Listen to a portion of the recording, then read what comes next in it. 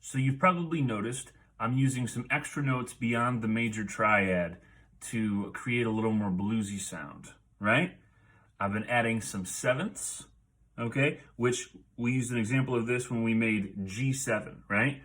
Normal G chord is G, B, and D, and I've been adding the seventh, which is F. And here's how I came to that, okay? I stacked the third on G, that gives me B. This is all diatonic, which means in the G major scale.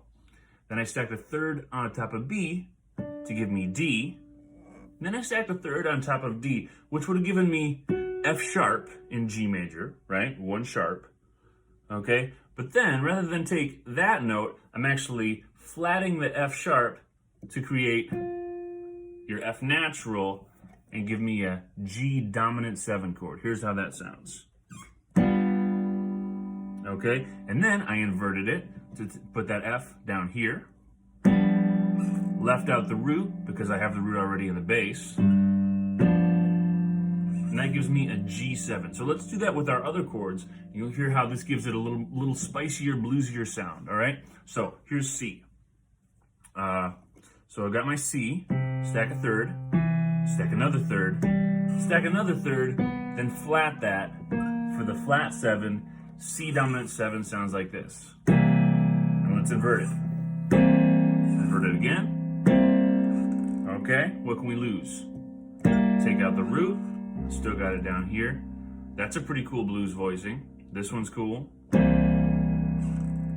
about this one? Yeah, all right. Let's do that with F as well.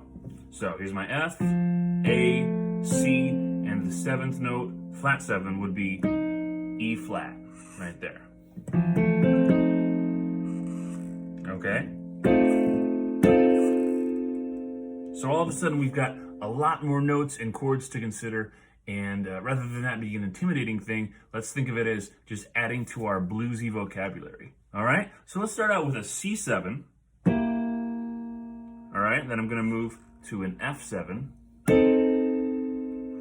back to C, G, like that.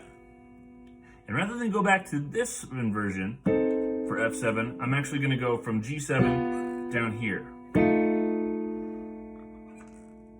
Okay, I like the idea of being able to move the 5 chord down to the 4. I can even move chromatically if I want.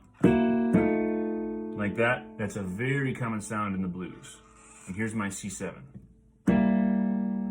Here we go.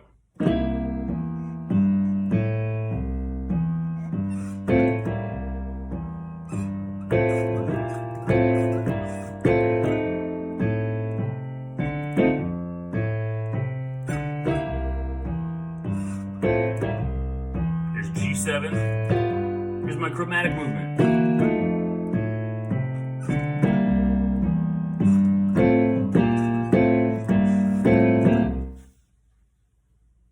So there's some more info on the blues. As always, there's a lot to learn, but that's a good thing, right? And this is going to be a good step in the right direction to taking some of the sounds that you hear in this type of music and getting them into your fingers and getting them onto the keys of the piano. So until next time, take care.